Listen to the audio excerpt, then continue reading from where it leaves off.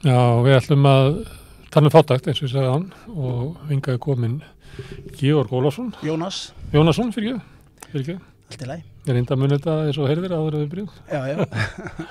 Herðu, Georg, þú er ekki að segja að þú sett svona aktivisti til berjast fyrir, hagsmunum og virðingu hinna fátæku?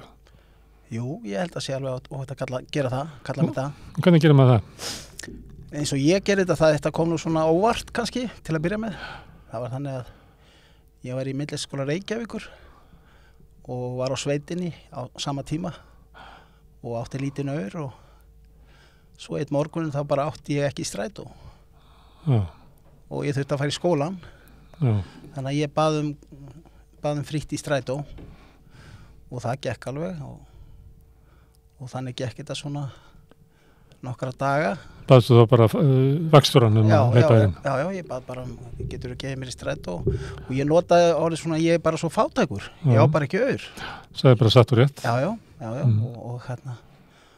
og hann bara, við horfumst bara í augu og hann sagði, já, gerðu svo vel. Svo gerðist það að á Hlemmi, ég þurfti að skipta strætó, fór í 14 og tók 13 frá Hlemmi. Og var búin að biðja oft frítt í strætó og honum þá líka sko, já því ég fekk náttúrulega ekki skipti með það. Og hann var orðinn ansi þreyttur á mig sá. Hann var ekki alveg jafn viljugur og sagði svo bara einu sinni bara nei, nú er komið nóg. Og þá sagði ég verð að komast í skólan minn. Og hann sagði bara nei, þú færð ekkert að fara inn í strætó. Og ég sagði bara jú, víst. Ég verð að komast í skólan og þá hringdi bara á lögregluna. Til að fjarlægja þú úr strætó? Já. Og hvað gerir þú? Ég beið náttúrulega, hjarta fór að slá hraðar og hugsaði hvað er að ske, hvað er ég að fara að gera? Og Hvað hefur Rósa Park gert? Hvað hefur Rósa Parks gert? Konan sem var í strætó í Suðuríki Bandaríkjanna. Já. Hvað hefði Rósa Parks gert? Þú hugsaði ekki? Nei, ég hugsaði ekki til hennar. Nei, þeirra merkilegu konu sem náttúrulega braut blað í sögunni. En hvað gerir þú? Ég satt kjur á fremsta bekk og það var nú stutt í lögguna, hún kom nú fljótt og þeir sögðu mér að fara og að ég þyrfti að fara úr strætó og ég að borga eins og aðrir. Og ég sagði eins og að ég ætti ekki aur og ég þyrfti að komast í skólan minn. Og þeir sögðu það er alveg sama, þú þarft að borga bara. Og þá stóð ég upp, labbaði aðeins aftur í strætó og lagðist bara á gólfið. Og tók bara þessa ákvörðun. Þetta var bara ákvörðun sem ég tók á staðnum og lagðist bara og svo bara lá ég þarna bara eins og illa gerður hlutur á miðju gólfinu í strætó. Og í kringum mig voru svektir farþegar að bíða eftir að komast að stað. Og löggan sagði, í alvöru, ætlar að gera þetta? Já, ég bara með borgaraleg mótmæli. Og þeir reyndu nú að tala mig til og ég sagði bara nei. Þannig að þeir bara drófum út á strætó. Skildum eftir bara á stéttinni þar við hliðina og löpuðu svo í burtu og strætó fór. Þannig að þannig breytist það að biðja að fá að fara með strætó yfir í mótmæli. Já, það gerði það á þessu augnabliki. Þarna bara tók ég ákvörðun. Ég er nú frekar þrjóskur og þver. Þó hafi nú þroskast eitthvað af mér en þarna kom bara þrjóskan og þvermóskan. Ég var bara ósáttur að ég á ekki strætó og ég er fátækur og ég er búin að vera að tala að prófa að gefa frítt í strætó kannski í 5 ár. Prófa þetta bara, gera þetta svona eins og í gamla dag í Sovétríkjunum og gera 5 ára áætlun bara. Og prófa þetta bara, sjá hvað gerist í íslensku samfélagi. En hvað, hafði þetta eitthvað afleiðingar? Nei, ekki nema bara hjartaði mér sló mjög ört á meðan á þessu stóð og ég meiddi mig pínulítið, ekkert mikið, þau voru mjög kurteisir og þau voru að reyna að meiða mig ekki sko, löggan. Og lyftu þeir upp og lögðu þeir svo á jörðina fyrir utan strætó? Já, bara rétt, bara 30 cm frá hurðinni og svo bara búm, fór strætó. Og ég lá bara þarna og ég lá svolítið, ég held ég hafi nú tekið þetta upp. Þetta er nú til á Facebook síðan minni einhvers staðar. Lástu eftir? Já, í smá stund. Já, þetta er að vera hluti af mótmælunum. Já, svona... Strætó var náttúrulega farinn. Já, strætó var farinn og mér fannst þetta bæði mótmæli og gjörningu líka. Ég náttúrulega var í myndlist og myndlistamaður og að vinna í gjörningalist og að vinna að svona spennandi gjörning næsta sumar. Þannig að þetta var svona kannski líka hluti af þeirri æfingu að gangin í þennan ótta. En þetta eru sannarlega borgaraleg mótmæli. Því þarna ég að mótmæla. Segð mér eitt, þú segir ótta. Óttin við hvað? Að bara standa út úr rauðinni og gera öðruvísi en aðrir eða? Já, það var það. Gangast við því að vera fátækur?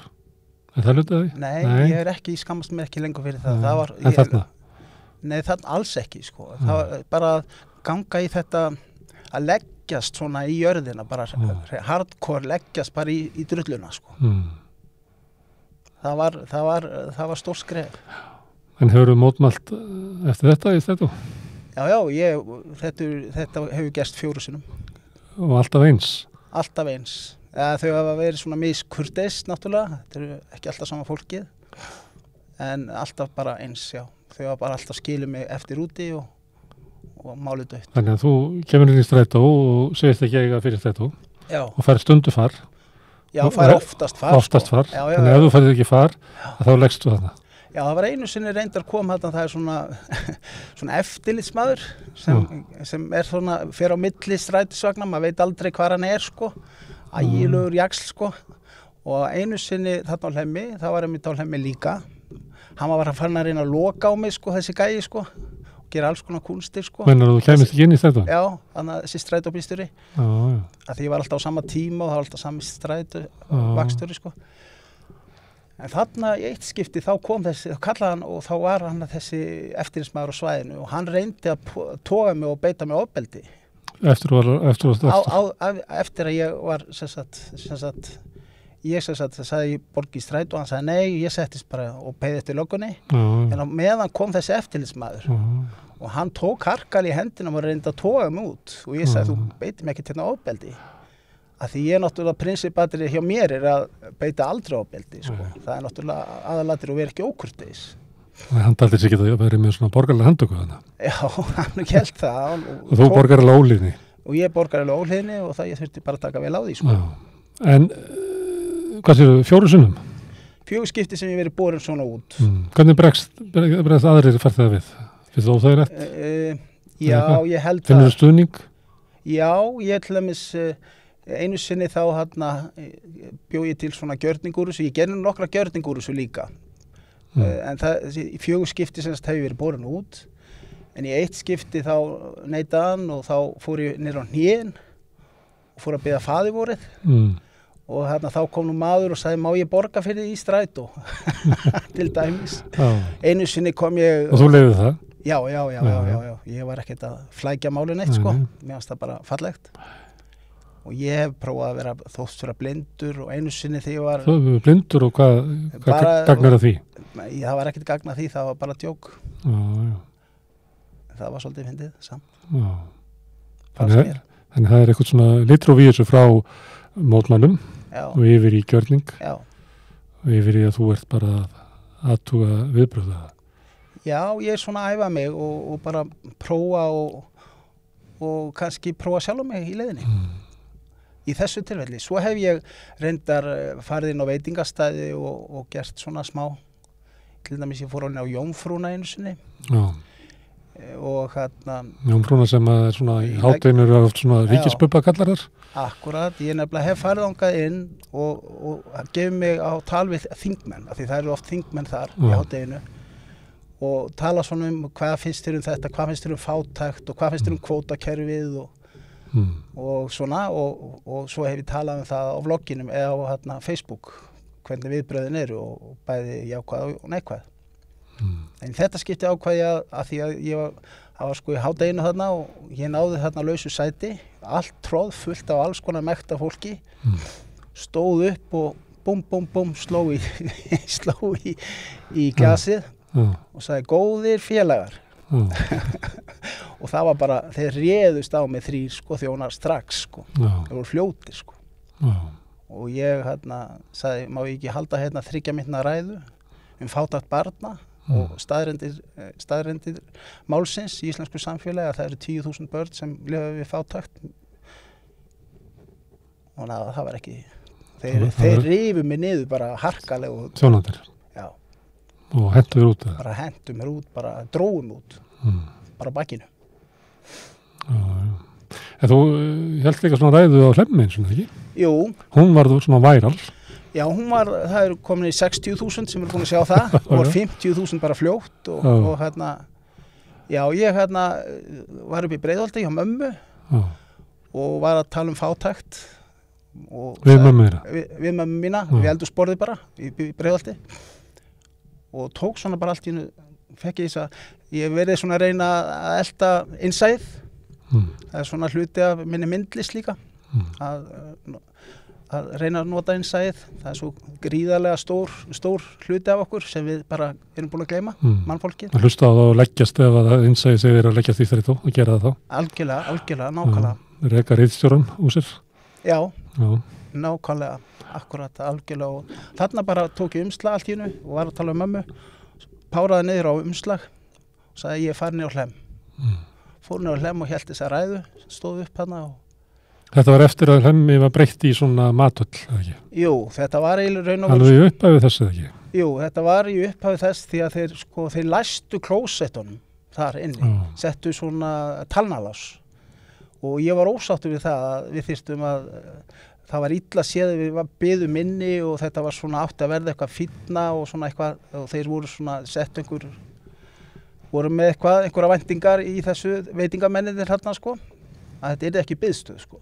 Það er fólki sem notaði strætó sem oftast fátækt fólk að það misti þarna skýlið sitt eða skjólið og það er þannig að það býður mikið fyrir utan miklu meira en áður sko en það er ekki bara en þeir daginn eftir að ég hélt þessa ræðu þá var talnalásinn tekið niður og ég var mjög stoltur af því Þannig að þú náðu árangri Ég náðu árangri þarna Manstu hvað ræðinu var? Já, ég byrjaði á því að tala megin geðsjúkdóm og að ég ætti engan aur, ætti engan séns og hér væri búið að loka klósettunum og við ættum ekki lengur skjól, fátækafólkið í Reykjavík fyrir veðrum og vindum og svo fór ég út í að tala fátækt barna og að börn fengi ekki hjól í vor. Varst þú fátækt barn? Já, ég var svona frekar fátækt barn, já. Ég átti alveg fyrir mat en ég fekk 1 hjól og það var frá pappa í Bolungarvík. Ég var svo heppinn að fá að vera 11 sumur í Bolungarvík, hann búið þar og hann gaf mér einmitt Everton hjól, ég man alltaf þetta blátt Everton hjól sem var svo flutt með fokkarfrensi til Reykjavíkur. Finnst þér það svona merki fátækt þín að það var 1 hjól yfir alla æskuna? Nei. Það er bara ekki vænt hjólið? Já, mér þótti bara mjög vænt þennan atburð þegar ég fékk hjólið, ég man þá lyktina og allt sko, þú veist, bara eins og þegar maður fær nýtt hjól sko, öll börn muna það held ég, en þetta var bara fyrsta hjólið mitt og eina. En af hverju ertu að reyna að vekja fólk sem að situr á veitingastöðum og vekja athygli þess fólks á fátækt barna, að það séu börn sem að líða? Það er svo gríðarlega erfitt að vera fátækt barn og eiga ekki sömu tækifæri og aðrir krakkar. Komast ekki í tónlistarskóla, komast ekki í fótboltan sem betur fyrir einhver styrkur núna en hann dugar skammt því að það eru búningar og annað slíkt líka. Hefur komið fram í könnunum að börn á fátækra heimilum nýta síður, styrkurinn dugar ekki til þess. Það vantar peningi fyrir hljóðfærinu eða í tónlistunum, það vantar pening fyrir búningnum eins og þetta segja. Nákvæmlega. Þannig þetta er bara svona. Og það er bara ofboðslega, sko, það eru margir sem ger sig í grein fyrir hvað er erfitt að vera fátækt barn og stinga í stúf. Það er í raun og veru, að mínum mati, Gunnar, það er tráma. Og þú ert ennþá í því tráma? Ég finn það sko í hvert skiptingunar eins og kannski ég sagði á þinginu hjá okkur á sunnudaginn að þegar ég sé sko eða sá, nú sem betur fyrir það frítt fyrir unga krakka, sjá barn í fátækralegum fötum kom inn í strætó og tína smápenning í strætóin skilur það hefur greinilega ábyggilega nurðlæstu saman sjálft eða þú veist, ég sé þetta alveg fyrir mig hvernig þetta gerist að þetta bara day by day, þetta bara dag eftir dag þú ert bara að lifa frá degi til dags Og þér finnst óforskammað að vera að rukka þau börn fargjald Já, og sem betur fyrir eru þau hætt því það er 12 ára yngri fá frítt í strætó núna það er mikil framför en sko ég, eins og séð á mér ég svona fæ svona að því ég finn til því sem fátæk börn Já, og þegar ég spyrði þig fátæk börn þá hvolfist þið verið alls konar tilfinningar Já, þá kem ég við Já, en segðu mér af hverju fólki sem að borða á Jómfrúnni Já. Sem oft bara svona elítan, það þingmenn eins og þú nefndir og fólk sem að vinnur í bönkum og það svona og svo á Hlemmi þegar var svona nýbúið opnaða og var verið að skipta út svona gentrification þetta kallað, verið að skipta út verkalínu fyrir millistéttina á Hlemmi Akkur viltu þetta fólk, akkur viltu hnippa svona í öxlin á þig og minna þig á að það er fólk þarna úti sem að líður Því það þarf að minna fólk á í samfélagi fáraleikans eins og ég kalla það fólki vill ekki, þú er orðið var við það fólk vill ekki heyra þetta sem það segja Það klapaði fyrir mér Já, á Hlemmi Það var hent út á Jómfrúnni En við erum hent út á Jómfrúnni það er kannski öðruvísi lið öðruvísi hópur Já, þetta er góð spurning það vill ekki heyra þetta en það þarf að heyra þetta og það þarf að stöðugt að minna á þetta og þarna það er ekki margir sem gera það sem ég er að gera ekki á Íslandi, það eru mjög fáir kannski bara engin ég held að sé engin sem hefur farin á hnén í strætó og beðið faðirvorið, ekki nokkur einasti maður kannski ekki í heiminum eins og það þarf bara að minna á og það er ekki nóg að tala um hlutina ég er orðin svo þreyttur ég ef ég kemist á þing ég myndi gera mig ég er í rekin að þingi af því ég þoli þetta ekki ég þoli ekki þessa stéttskiptingu í samfélagi mannana ég skil þetta ekki ég skil ekki svona hluti og ég er alveg upp af sósíalistum og vinstra fólki og fólki sem eru uppfullt af réttlætiskennd ég bara vil þetta ekki En er ekki þannig að réttlætiskenndin og samkenndin sterkari meðal hinna fátæku heldur en hinna ríku Þú þekkir það kannski ekki Ég veit það ekki ég er ekki viss um það, ég veit það ekki ég er ekki viss um það ég bara svei mér þá ég veit fullt af fólki sem á sem er reglulega gefur mikið og það bara kannski ekki bera mikið á því og ég veit það eru margir sem eru fátækir þeir eru bara ekki með á nótunum þeir eru bara ekki að hugsa svona hluti þeir bara halda áfram og kannski geta það ekki hafa ekki rúm til þess ekki eins og mér finnst svo merkilegt þetta með tíman og þegar Sanna kom til sögunar og Marta mammenar hún bara var að vinna og það tala þegar Sanna kom til sögunar bara þegar hún fættist þú veit ekki að tala þegar hún kom í pólitíkina þegar hún kom í pólitíkina og hún segja þessa sögu já, einmitt svo mér fannst að það vakti mig til umhugsunar því að ég tengist henni svona óbeint að þeim mæðgum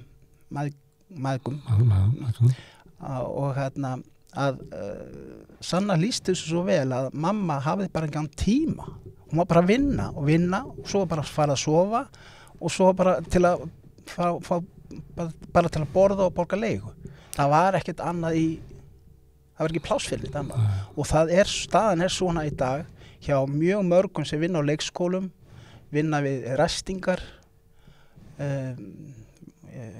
þú veist og elliheimilum þú veist fólk sem er oft í 2 og 3 vinnum til þess að bara komast af já og það hefur enga tíma þá eftir fyrir það getur kannski klætt börnin sín og fætt börnin sín en það hefur enga tíma umfram það og þessu þurfum við að breyta því að við þurfum að búa til fallegt samfélag og þá er spurning hvað er fallegt samfélag það er samfélag það sem hver og einn fær að njóta sín eins og hann vill og fær að eiga sinn tíma, auka tíma komast í leikhús, komast í bíó með börnin og börnin fái svona sambarileg að hluti eins og aðrir í samfélaginu. Þetta, sko, ok, við erum kallað ríkt samfélag, en ég á heima í þessu samfélagi og ég þarf að lifa í þessu samfélagi, ég þarf að borga leigu, ég þarf að borga matinn og ég er ekki ríkur. Ekki ríkur í þessu ríka samfélagi?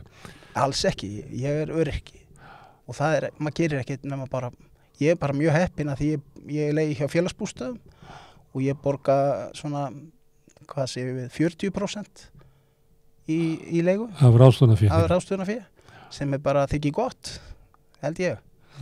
Það er yfir, skilgreitur svona hættumörkum það er svona hættum, já. Það er yfir því, sko. Er það? Það er 30% í Evrópu, sko. Já, ok. Þannig að það er til einhver íslensk útgáfa sem segir 40%. Já, er það? Það séu mörkin. Já, ok. En það er svona þá stöðu, þá má ekki hósta á neitt, sko. Nei. Þá ertu komin í vandræði. Eins og til dæmis núna, þarf ég að fara í breytingar í blokkinni, þá þarf ég að kaupa mér þurrkara. Það er bara issue, sko. Ég þarf bara að byrja að safna, sko. Það er svona hluti sem það má lítið út að bregða það, sko. En svona að þurfa að neita sér allt. Já. Þegar maður er barn. Ég má spyrja það aftur, þú bara stoppa mig ef það finnst óþýrlegt að tala æskuðina. Ég fer bara að grænja það. Já, en þetta með að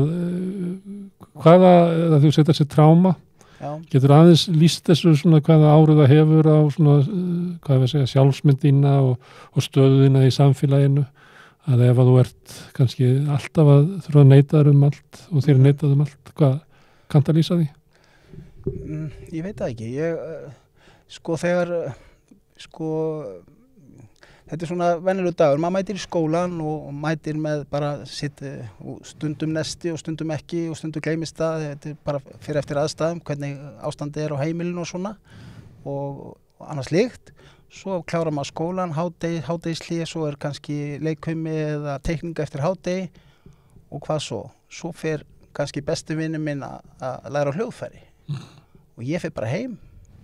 En ég veit það, sko, og börn hugsa sitt eða í fótbolta og þannig að þetta var samt öðruvísi í þá daga finnst mér eins og er núna, því það er í raun og veru erfiðar að vera fátækt barn í dag, held ég, því það er miklu meiri kröfur, held ég, í dag. Það er svona flottari fatnaður og selt inn í allstaðar. Selt inn allstaðar. Ég er svo gamall að það var bara að spila fótbolti út á götu, sko. Já. Það var ekkert selt inn þar. Nei. Það var ekki æfingagjöld eða neitt. Nei, ég var alltaf í fótbolta, en það var reyndar besti vinir mínir voru í Fram, sko, ég var ekki í Fram og fannst það leiðilegt, sko. Það var alltaf svona svolítil hugsun, sko. Ekki það, en sko þetta er bara, það er svona ákveðnir, við fórum nú í bíó, Austurbæjarbíó, Stjörnubíó og þessi gamla bíó og Laugarsbíó og Sorró og þetta, en já, ég fekk nú að gera það. Fór í röðina þar, Hafnarbíó. En fannst þér þú ekki hafa svona fullan aðgang að samfélaginu? Þú mætti bara vera á, tildinu svæði en annað væri svona forbúðið þér? Ég hugsaði nú ekkert mikið út í það. Ég held ég hafi nú ekki verið komin út í svoleiðis hugsanir. En er það raunveruleikinn þegar maður er fátækur að þá er stór hluta samfélaginu manni lokaður? Já, það held ég. Ég var reyndar heppinn, amma vann í leikhúsi, þannig að ég fór oft með henni á kvöldin í leikhúsið. Þannig að leikhúsið ég var heppinn þar og þarna, og við fórum bara alltaf á kennaraprufur og svona, sem er allt í lagi. Þannig að ég var heppinn þar, en börn sem eru fátæk fara ekki í leikhús í dag. Ég get lofa þér því. Áttu börn? Ég á 4 börn. Voru þau fátæk? Nei, þau eru ekki fátæk sem betur fyrir. Nei. Ég á strák sem er 31 og 21 og 19 og 18. Allt orðið fullorðið fólk. Já, og rest vel úr þínu börnum. Já, reglulega. Þau eru á misjöfnum stað menntalega segja, en þau eru öll ljúflingar og gott fólk og ég er hamingjusöm með það. Þannig að þegar þú stendur upp og ert hérna að vekja athygli á fátækt barna í dag, þá er það Georg 7 ára eða 8 ára sem er að fá röddina. Já, algjörlega, sko. Já. Það er þannig. Og þú ert alltaf með hann með þér? Ég alltaf með hennan strák, já, ég alltaf með hann. Og þú vilt að hann fylgi þér og þú vilt að hann hafi stjórnið í hvað þið gerið, svolítið? Já, þetta þú ert nú að benda mér á það bara núna, en þetta bara alveg rétt hjá þér. Það sterkt þarna, sko. Þarna eru tilfinningarnar, sko. Þarna réttláta reiðin, sem nú svona kannski getur verið hættulegt vopn, réttláta reiði getur leitt í stríða, en ég ætla ekki að leiða þetta ekki til nema bara friðsamlegs stríðs. Nú stundum talað að þú ert með svona traumatíska reynslu. Já. Lausnin því að vinna í því, að fara í hugræna atferlismeðferð eða í jóga eða finna einhvern innri frið til þess að ná að róa þennan Georg 7 ára sem út með hinn yfir. En þú hefur einhvern veginn trú á því að þið er að berjast, að það sé gott fyrir, það gott fyrir þig persónulega að vera að vinna með þetta með því að vera að berjast fyrir að fólk áttir sig á fátækt barna? Er það að gera þér gott með þessu? Eða væri sniðura fyrir því að bara fara til einhvers sálfræðings, leggjast á bekk í vonum að gæti róað og huggað þennan Georg litla sem inn í þér? Já, veistu það, þetta kannski ekki alveg svona, en þetta góð kenning hjá þér. Ég reyna að fá þig til þess að segja mér, en ég að kasta ýmsum önglum. Já, algjörlega. Sko, málið að þegar ég varð fátækur, ég taldi það þegar ég átti nóga peninga áður fyrir og fór illa með þeirra og var sóði bara hreinlega. Eftir þú fullorðast? Já. Að þú slafstu út úr fátækt benskunar? Já. Og helst þú myndir ekki kynast þér aftur? Já, og var bara svona sjálfstæður atvinnurekandi og svona, eitthvað. Og svo missi ég heilsuna og hætti að vinna og fer á sveitina og verð alvöru fátækur og fæ að kynnast fátækt og þá kemur til dæmis fyrsta viðtal við félagsráðgjafa. Já, þú getur leitað til mæðrastyrksnefndar, þú getur farið til kirkjunar og mér var flökur, sko. Ég bara skildi ekki hvað í gangi, hvað ég að fara út í eða hvað að gerast. Svo eftir svona 8 mánuði þá fór ég að venjast þessu pínlítið. Að fara í biðræðirnar? Já, fara í biðræðirnar, sko. Meðal annars mætti mömmu í biðræðinni, eitt skipti, önnur kynslóð. Það var svolítið súrt. Og en þegar maður komið svona algjörlega á vonarvöl í íslensku samfélagi, þá kemur einhver styrkur. Þú hefur enga að tapa. Þú komin á ákveðin stað, komin í ákveðin rútínu og svo á einhverjum tímapunkti kemur einhver vondur dagur og einhver kvöl og segir bara hingað ekki lengra. Ég læti ekki bjóða mér þetta lengur. Þannig gerist þetta. En ekki, þú veiktist og það áður og þú ferð á örorkubætur. Þá segist þú verið að vera sveitinni sem þá framfærslu frá Reykjavíkurborg eða eitthvað. Jú. Og þú var pening, en félagsráðgjafinn bendir á að fara til mannréttindasnefndar í fjölskylduhjálpina, borða í samhjálp. Eins að framfærslan sem að Reykjavíkurborg að láta þið fá, það veit allir að hún dugar ekki, ekki til 15. Hvers maður? Nei, alls ekki. Það er þannig. Og þá var ég að leigja og svo endaði ég bara í herbergi hjá mömmu, skilur. Af því ég skuldaði leigu hér og þar, skilur, ég gat ekkert borga, ég var bara tæknilega eins og fólk sem á leigumarkaði í dag, tæknilega það á götunni. Það bara óhætt að segja það er að færast kannski hálfsársfresti með börnin sín, ársfresti, 2 ára fresti, þarf það að flytja, á ekki fyrir leigun hér og þar, þarf að minnka, þannig að þú tæknilega ertu í algjöru óöryggi, þú ert á götunni tæknilega, þannig lít ég á þegar þú ert flóttamanneskja, algjörlega, það er rétt orðið og þetta er ekkert líf og allra síst fyrir börnin, sko. Frá því að þú veikist og hrapa niður í fátækt og þangað til að þú fari útlutað húsnæði á félagsbústöðum, hvað er það langur tími? 4 ár, ég beið í 4 ár. Þetta með að fá húsnæði, það skiptir miklu máli? Það er númer 1. Það er algjört lykilatriði í lífi hvers manns að hafa öruggt húsaskjól. Annars ertu bara eins og þú ert svona fiðrildi einhvers stað, þú veist ekkert, þú ert bara í lausu lofti og það bara ekkert líf, þú ert ekkert að gera neitt annað en að leysa þau vandamál, þú ert ekki að fara í nám, þú ert ekki að fara, ég hafði ekki kraft til að leita mér að vinnu, ég var svo veikur líka andlega og líkamlega, þannig að ég gat ekki neitt nema bara ég bara var lifandi dauður einhvern veginn, ég get ekki lýst þessu og ég fór á nokkuð námskeið á Reykjavíkurborgar, það sem voru kallmenn á mínu reki og jafnvel yngri sem voru bara í svipaðri stöð og ég voru hreinlega nánast á götunni sko. Námskeið í hverju? Það voru svona alls konar, sjálfstyrkinganámskeið og borgin var svona að reyna hitt og þetta. En þið eru menn sem að vantar pening og vantar húsnæði. Já, en það er búið upp á sjálfstyrkinganámskeið. Já, og flott námskeið og flotti fyrirlesara og flott meðlæti og svo bara málið dautt. Þetta veruleikinn og þetta svona í dag. Má ég spyrja út í þennan tíma þegar hvað fátækastur og ert háður því að fara sækja, hvað getur við sagt, þá þjónustu sem að fátækum búið upp á eins og maturinn og samhjálp og matargjafir og svona. Getur lýst þessu fyrir mér sem hefur ekki reynt þetta? Já, ég get alveg gert það.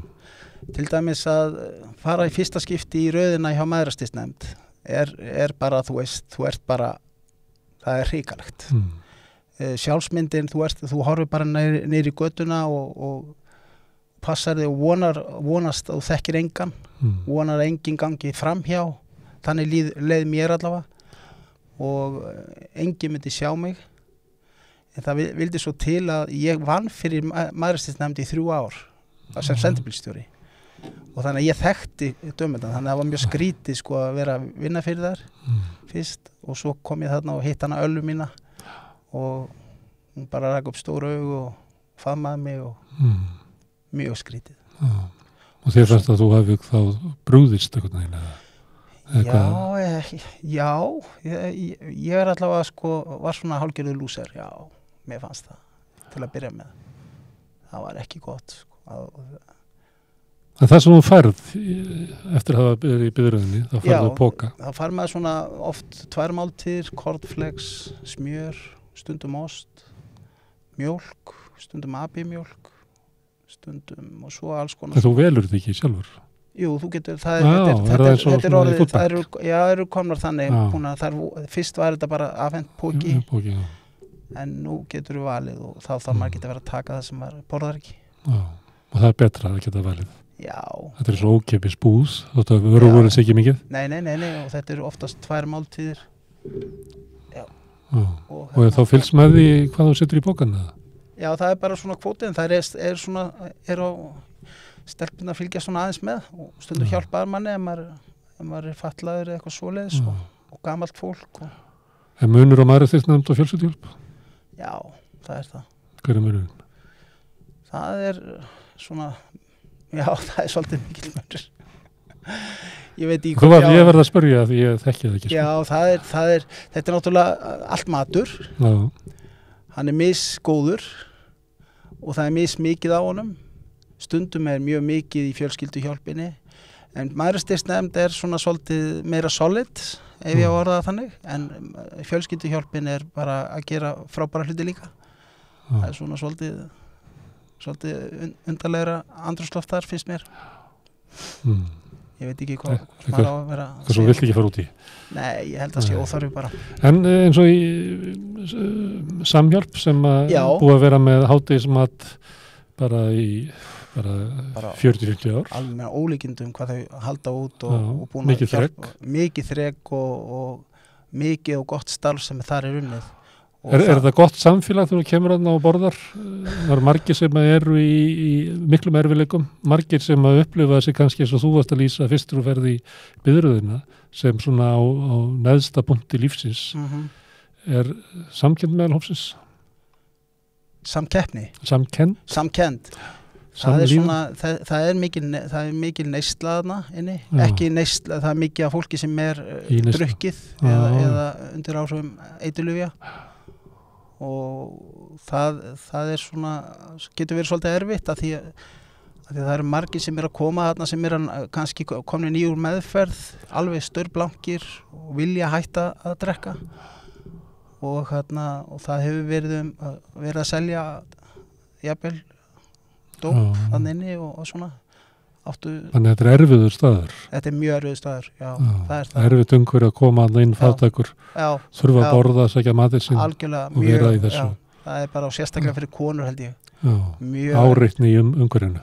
Það getur verið það, í einu sinni kom sérsveitin, þá var maður með byssu þarna, hlaðna byssu og svo hef ég lent í því sko að þurfa að hrista frá með menn sko. 2 sinnum, 2 skipti. Og þegar það gerist einu sinni þá veistu aldrei hvort það gerist aftur þannig að það alltaf í bakærinu á þau sko, bakeiranu. Það ekki þægilegt sko. Þetta ekki svona öruggt svæði? Alls ekki sko. Fleiri sem bjóða upp á mat? Já, svo Hjálpræðisherinn. Það alveg dásamlegur staður. Það bara... Í nýja húsinu við Suðurlandsbrautinni? Já, einmitt. Alveg. Þetta dásamlegur staður? Dásamlegur staður. Já, hvernig lýstu því fyrir þessu? Það bara sko, þú kemur þarna inn og það bara... tekið á móti eins og veitingahúsi og þeir vísa til borðs og svo bara þjóna til borðs. Það bara mikil virðing og mikil allt hreint og fínt og alveg bara með ólíkindum sko. Alveg bara með ólíkindum. Og betra þel? Miklu betra. Miklu betra. Allt öðruvísi og meira svona ég geti trúið að sé það ekki svona götunar fólk ekki mikið allavega.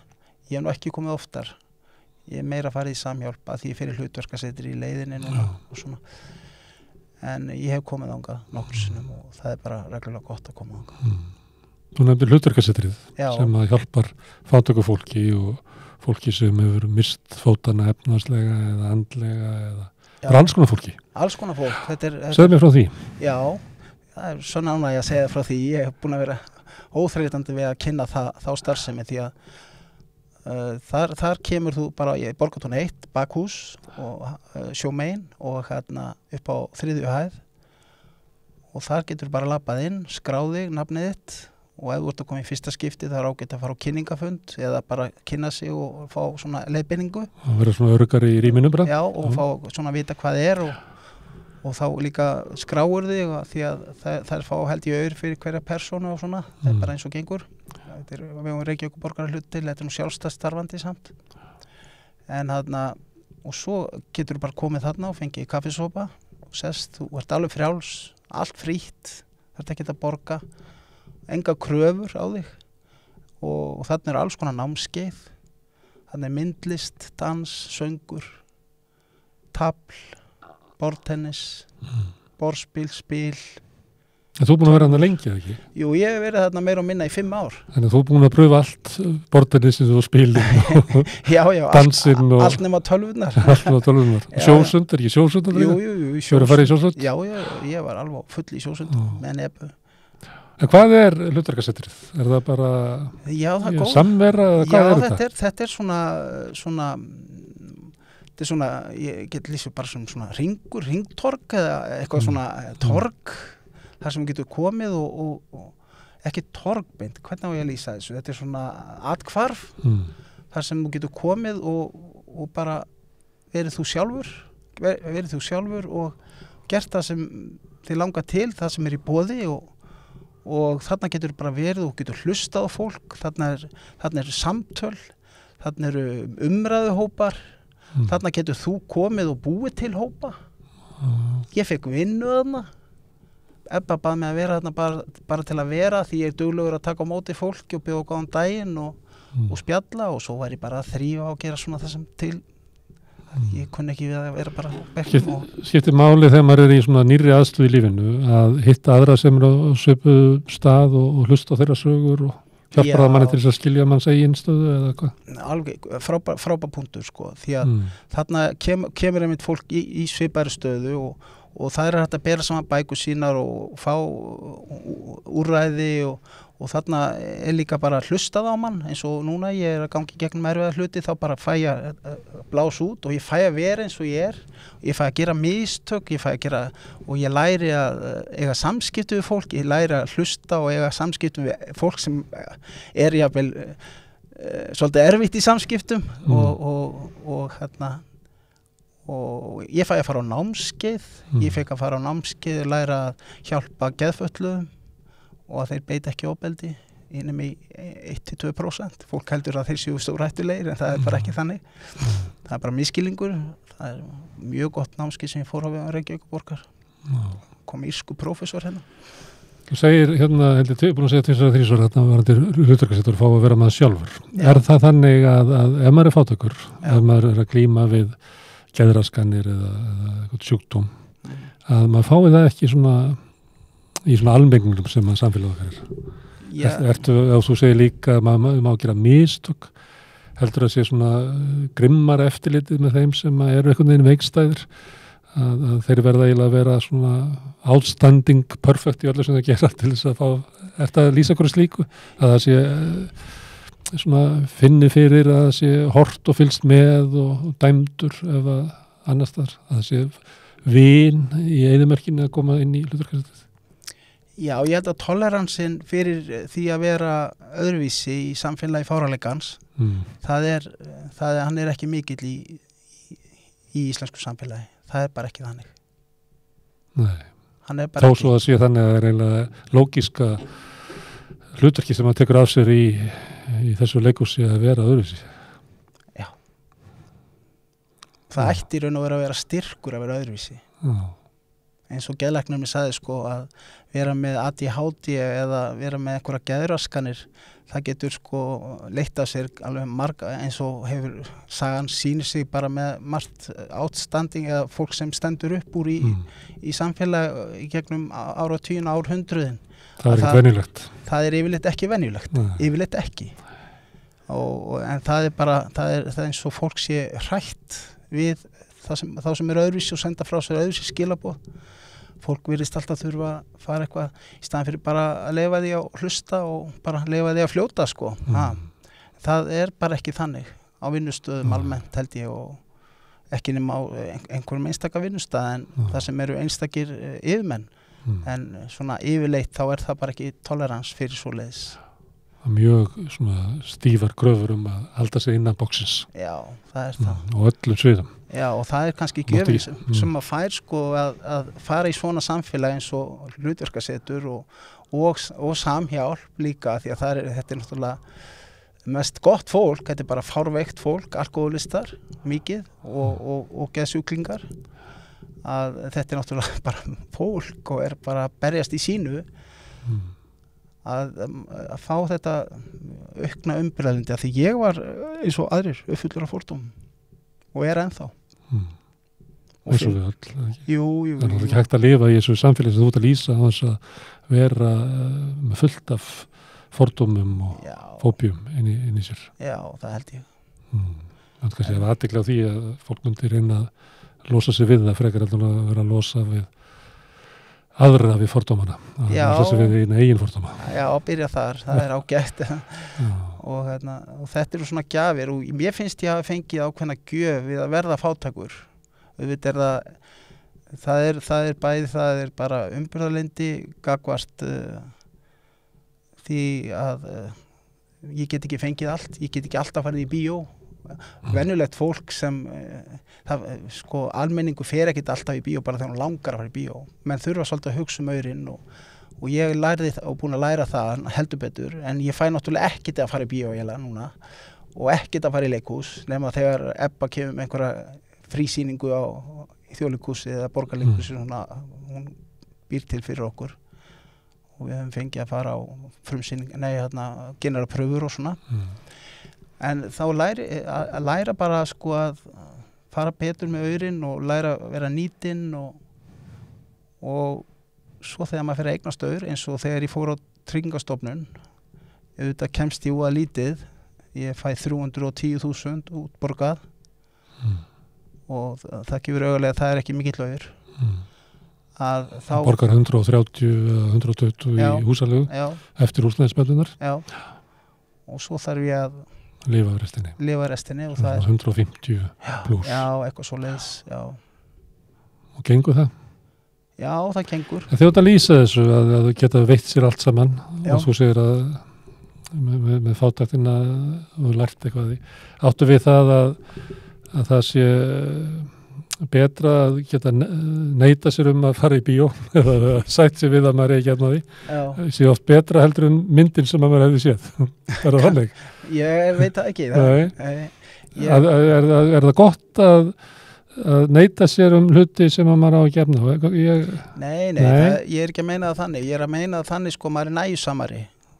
Læri næjusemi. En af hverju er hún góð?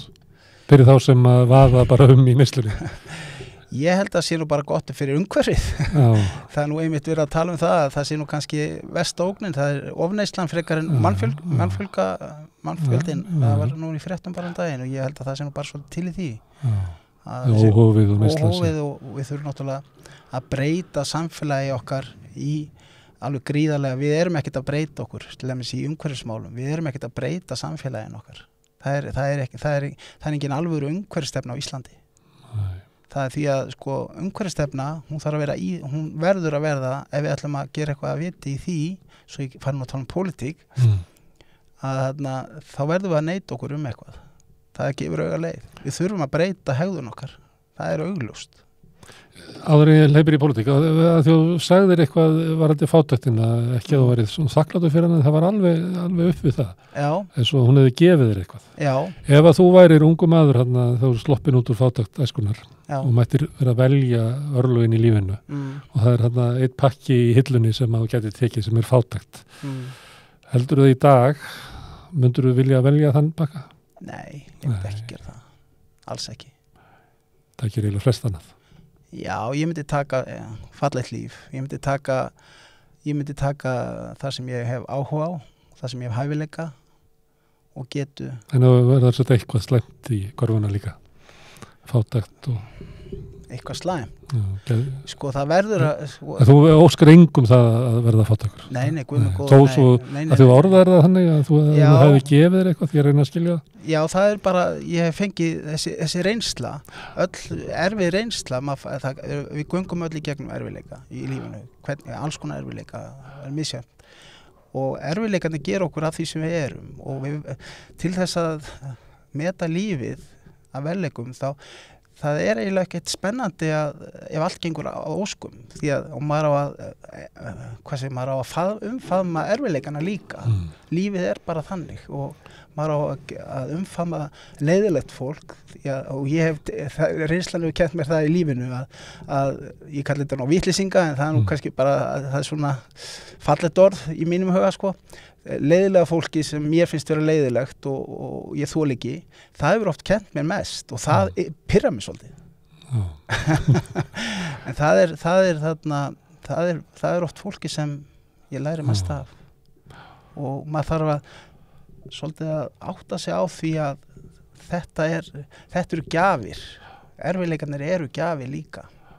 Þetta er allt bara ein gjöf, lífið er ein gjöf, bæði þetta yin-yang eins og Japan segir sko, eða ég held að sé það. Sumir bitandir eru biskir og aðeins sættir. Já, þetta er bara svona og maður þetta er bara, eins og ég sagði við son minn sko, hann var eitthvað orkina sjálfum sig, hann var eitthvað hrættur, hann er með kvíðaröskun eins og ég sagði bara, elska mín sko, þegar þú fæddist þá varstu dæmdur til að gera fullt af mistökum. Það er bara þannig, lífið er bara þannig. Og ég þarf svolítið að minna mig á það bara eins og að koma til þín hérna svolítið stressaður, ekkert mikið en ég á örugglega eftir að gera alveg fullt af mistökum í þessu viðtali og það er bara allt í lagi. Þannig er bara lífið. Það fylgir því að vera manneskja. Já, það fylgir því að vera manneskja. Ok, þá er það þakka fyrir að segja frá þér og heimi sem að henni fátæku lifa í og svo baráttuðinni að vilja eða svona hvað kveikir það, hvað þú ferð út úr því að vera með þessa gjörninga eða mótmæli. En hvað er það sem þú vilt breyta? Vá. Þegar ég er hérna þeirri kynslóð, ég er fæddur 67 og þegar ég er svona 10 ára aldur þá er svo kallað Biafra ástand í Afríku sem er á mínum aldri og þú veist mannst þetta, það eru Biafra börnir með stóra magan. Hungursneyði Biafra. Hungursneyði kjölfari borgarstrís. Já, það var einmitt, já. Og ég sagði við sjálf á mig, þetta ætla ég ekki að láta gerast, ég ætla að breyta þessu, bara 10 ára gamall, eða milli 8 og 10 ára gamall. og svo klára ég að veikumætti grunnskólan, fæ 4C, mætti eiginlega mjög lítið, en það var ég mjög góður í biljard og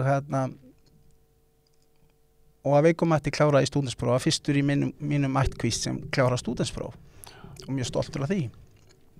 Og fer beint í háskólan í hagfræði og ætlaði bara að bjarga heiminum. Hreinlega, ég ætlaði bara að bjarga heiminum. Raunverulega. Ég hugsaði til þessara mynda sem ég sá í Mokanum, minnir að vera í Mokanum. Og mamma klippti út og setta fyrir ofan eldavélina sko, til að minna okkur á krakkana. Það er þakklátt. Að ég ætlaði bara raunverulega að finna einhverja lausn á þessu. Þetta bara gengur ekki. Þú ert fæddur 67 þannig að það er svona seint á 9. áratugnum sem að þú ert komin í hagfræði í háskólanum. Já. Nýfrjálsgjárunum, blómatígum með þeirra. Já, stuttbuxnadrengirnir. Ég hitti nú Gísla Martin daginn í strætó og var að hugsa stuttbuxnadrengina og óð í hann beint, hann var með í eyrunum. Gísli, ég verð að fá að segja þetta. Ég var að hugsa til eitthvað stuttbuxnadrengjana, hans Davís. Og það kom nú svolítið á hann. Ég var í einhverju svona, ég var svolítið hátt upp í það. En allavega, þá fór ég þarna í háskólan og átti ekki séns, ekki breyk. Í námið eða? Í námið, sko. Ég kláraði rekstra. Og illa undirbúin eða? Já, ég átti ekki séns í starffræðina, sko. Runur á raðir og vektor, ég hafði aldrei heyrt þetta eins og sko. Þetta voru bara MR-ingandi sem kláruðu þetta og eru orðnir stórir kallar í dag eða svona stórir kallar.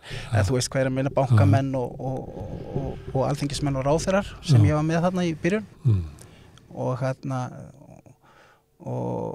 Ágúst Einarsson kendi mér rekstrarfræði, ég kláraði þann áfanga og í þjóðhagfræðinni var Þórólfur Matthíasson kenna mér og ég kláraði hann. Hætti bara fljótlega í starffræðinni og hann var alveg, það var bara fáránlegt sko, ég var að glósa og ég bara skildi ekki neitt. Var það Lobbi sem kendi þér starffræðina í hagfræðinni? Nei, hann var dæmakennari, hann ertu ekki að tala um hann Ólafsson? Já, Guðmund Ólafsson. Já, Lobbi, hann var dæmakennari og hvað er þetta honum? Hann bara býr í Hveragerði. Já, ég sakna svolítið úr útvarpinu. Já, hann er hættur útvarpinu. Það rífur kjátt á Facebook stundum. Já, ok, það er bara addonum. Og já. Og þannig að ég... Þú hröklast úr hagfræðinni? Ég hröklast úr því. Flóabardagi var að byrja þarna fyrri. Ég var bara á CNN allan sólarhringinn náttúrulega. Var bara eins og ég fréttafíkill. En ég hröklast bara úr þessu og fór á sjó. Og út af hverju varst að spyrja með þessu? Þegar þú ert að segja með söguna því að þú hafðir 10 ára gamall ákveðað þú ætlar að berga heiminu. Já.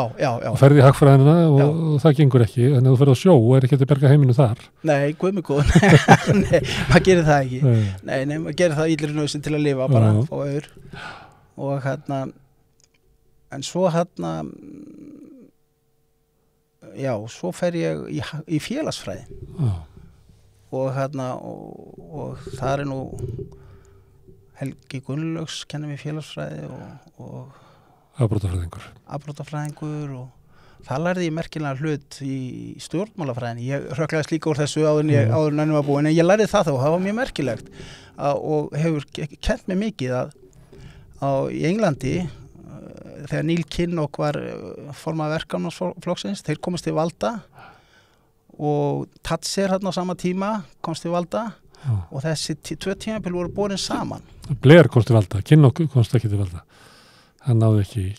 Já, þetta var áður en Thatcher kom. Áður en Thatcher kom, já. Býtu, hver var það aftur? Var ekki Neil Kinnock? Neil Kinnock var hérna... Nei, býtu, hver var það? Sem kemur á Thatcher tímanum sem ég held að hann hafi tapað kosningunum þegar Major bauð sig fram eftir að hann hafi fellt Thatcher. Major kemur seinna, er ekki? Jú, eftir Thatcher. Já, það var alltaf verið að bera saman verkamannaflokkin, hann var þarna við völda einhverjum tímapunkti og Thatcher, íhaldsflokkurinn og þetta var búið saman og það er sko Thatcher með þetta að berjast við námennina og alltaf að vera frjálst og svo er þjóðnýting í stefnuskrá verkamannaflokksins á þessum tíma.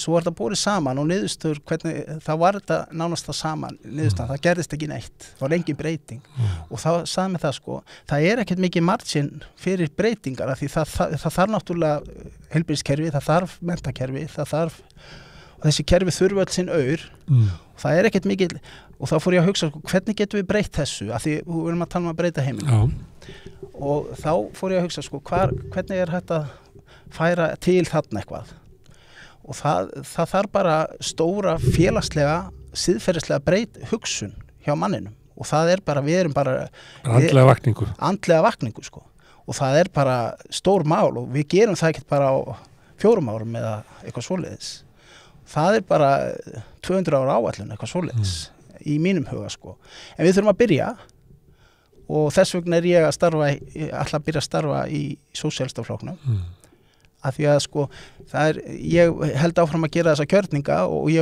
að gera með myndlistinni, já ég mun gera það og hérna þú bannir mér það nei, ég að grínast nei, þetta var bull hérna sko En þú heldur þetta sé hérna sko samfélagið að við sem samfélag og við sem manneskjur að við þurfum einhvern veginn að vakna Við þurfum bara að vakna til vitundar og eins og þetta með umhverfismálum, við þurfum að fórna alveg heilmiklu til að breytist. Það gerist ekkert nema við fórnum einhverju og við erum bara ekki tilbúin til þess í dag og verðum það ekki næstu 50 árin, held ég.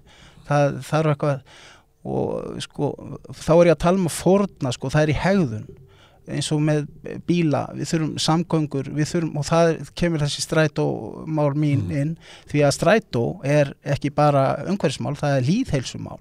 Því að leið þú notar ekki bílinn svona mikið, þá ert að labba meira og hreyfa þig meira. Lýðheilsumál fyrir alla. Og mæli með því að fólk eigi ekki bíl? Ég mæli með því. Allavega prófið það. Auðvitað barnafólk, það þarf náttúrulega að keyra börnin að einhverju leyti, þeir eru lítil og svona, en við erum alltaf fljóta, við ættum að sleppa því að keyra þau miklu fyrr. Það áalveg óhætt. Þú byrjar að tala um að berjast fyrir fátækbörn. Já. Og þú segir að það sé svona lítið sem að breytist í samfélaginu út af svona pólitík og svona og tala svona um einhver svona andlega vakningu. Já. Áttu við það að við munum ekki, við getum ekki unnið á fátækt, tryggt fleiri börnum bara skjól og öryggi og virðingu sem að allir eiga skilið, sem að við meiniðum með því að hafa þau fátæk. Nema að það komið til eitthvað stórt í samfélaginu. Jú. Það við gætum unnið að fátækt barna sérstaklega. Já, algjörlega. Þurfum ekki að bíða eftir því að það standi bara eldikinn upp úr haustum á okkur. Nei, alls ekki, því að það þarf ekki svo stóra peninga til að breyta þarna. Ég get nefnt eitt bara lítið dæmi sem tengist þessu kannski að einhverju leyti, sko. Ég var hjá félagsbústöðum, var að leggja til að við myndum endurnýja leiktæki fyrir krakkana og gera svona eins og þetta orðið svo rosalega svona superleiktæki sem eru komin á leikvelli og þá myndum við jafnvel fá fólkið hinum með við göttuna sem eru einbýlishúsin krakkana þangað til að koma og leika við hina krakkana og myndum þau fara að kynnast meira og veistu hver við félagsbústað, við erum ekkert að búa til leiktæki fyrir þau hvar hugsun ég sagði við eigum að reyna að samina þessi hverfi og þegar maður fyrir að tala svona hugsunamál eitthvað að fara að tala svona í hugsunum þá verður fólk bara undrandi en þetta bara eitt lítið dæmi sko. Það sem íbúðu þín eru það margar íbúðir úr félagsbústöðum á sama svæði? Já, þetta eru 3 blokkir og það gríðarlega fátækt, mikil óregla innanum og maður sér börn. Upplifir þessu svona getto við það? Já, það er alls konar atvik sem koma, lögreglan kemur þarna. Og finnur þú til með börnunum sem alast upp í þessu? Guðmengóður, já. Þarna vil ég fá breytingu í hverfið. Þess vegna var ég að tala við í sambandi við þegar á að breyta að búa til eitthvað svona atkvarð það sem væri starfsmaður og væri svona þá var ekki nema klukkutíma á dag eða klukkutími einu sinni í viku til að prófa en það bara ekki vilji í þetta sko, að eyða aur í þetta þeir eiga marga milljarða félagsbústaðir og þetta bara smáur Það getur gert þetta svona glæsilegra að meiri hlýju og svona ósað af sér einhverju mennsku og þegar ég nefndi þetta á þessum fundi til dæmis þegar var að tala um þessa breytinga þá samt þetta hefur verið reynt Ég sagði, þá bara reynum við aftur og gerum það öðruvísi. Og þá kom bara þögn, sko. Það er eins og sé ekki vilji til að prófa því þetta kostar bara smáeira, sko. Einn starfsmaður kannski 2 í viku, hálfan dag eða eitthvað og kaupa einhver fín leikvöng fyrir krakkana. Og þá myndu allir geta komið saman og svona kynst og gert þetta svolítið fallegt og kannski farið í einhverja, búa til eitthvað nýtt. Og það er svona margt hægt að gera smátt, sko, sem kostar ekki mikið. En að þú ert að tala að breyta, sko, og jafna kjörin og þetta fyrir börnin okkar, að þetta eru bara smáurar, bara stórútgerðin geti borgað þetta bara eins og bara úr rassvasanum sínum. Bara með hagnaðin sem núna. Nú eru þeir í einum aukatúr. Já, og nú eru þeir í svona einhverju auglýsingabaráttu, koma fram þessir, ég kalla á bara glæpamenn. Þeir mega þá bara súa mig, þeir fá engan auð frá mér. En og þú getur séð það á Facebook, það sem ég tala 2 árum áður en þeir eru byrjaðir að taka fólk, að níðast á fólk í Afríku, þá tala ég þetta. Að því ég veit, að því ég á frænku sem vann þarna í Namibíu og ég veit alveg hvað var að gerast. Þetta eru bara sýrblittingar, það er eitthvað mikið að. Ég sé ennþá fyrir mér úr Kveik þættinum það sem öll fyrirtæki kom upp á skjáin, það sem þeir eiga í aflandsfélögum og búa til einhver, mér var bara flökur til það. Af hverju eru menn sem eru í útgerð að búa til eitthvað svona? Af hverju? Að þeir eru að svindla eitthvað. Þeir eru að fela eitthvað. Eins með hrunið í september 2007 hringir vinur minn og segir áttu upp auður í Íslandsbanka. Hann vann í Seðlabankanum þessi vinur minn. Ég segi, nei, ef þú átt einhvern auður þá skaltu bara taka hann út. Ég veit að sendibílstjóri, heldur þú að Bjarni Ben með sjóðu 9 við hafi ekki vitað þetta? Þetta kom nú bara fram í rannsóknar skýrslu Alþingis að það var hringt í engeyingana og þeim að bent á að færa peningana sinna til berga áður en að hrunið kom. Samt er hann fjármálaráðherra. Herðu Georg, alltaf kannan tala pólitík, en ég þakka sérstaklega fyrir að hafa komið og sagt frá reynslu þinni að fátækt og frá baráttu þinni gegn fátækt og fátækubönnum. Já, ég mun halda því áfram. Var þetta ekki allir lagi? Jú, þetta var fínt. Það var ekki ástæða að kvíða þessu? Nei, enda, já, bara svona hæfilega kvíðin, eins og fyrir 100 metra hlaup. Herðu, Georg, þakka þér kærlega fyrir. Þetta var Georg Jónasson. Já, takk fyrir.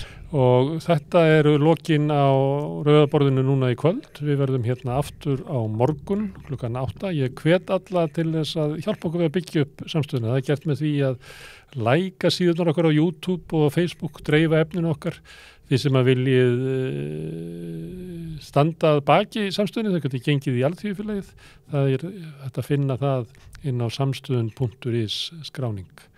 En ég þakka gestum mínum kærlega fyrir að komuna í kvöld, hlustundum fyrir að ljá okkur eyra og segi góða nótt.